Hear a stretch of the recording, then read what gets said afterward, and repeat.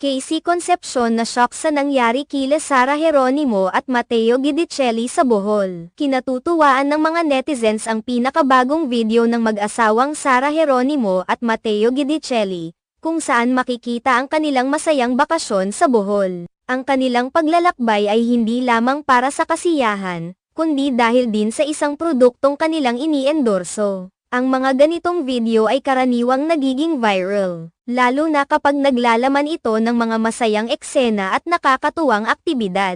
Sa kanilang pagbisita sa Bohol, sinubukan ng mag-asawa ang iba't ibang mga aktibidad na tiyak na nagpasaya sa kanila. Isa sa mga ito ang tree planting, isang magandang proyekto na naglalayong makatulong sa kalikasan. Sa panahon ngayon, mahalaga ang ganitong mga hakbang upang mapanatili ang ating kapaligiran. Makikita sa video ang kanilang mga ngiti habang nagtatanim, at tila masaya silang nag-aambag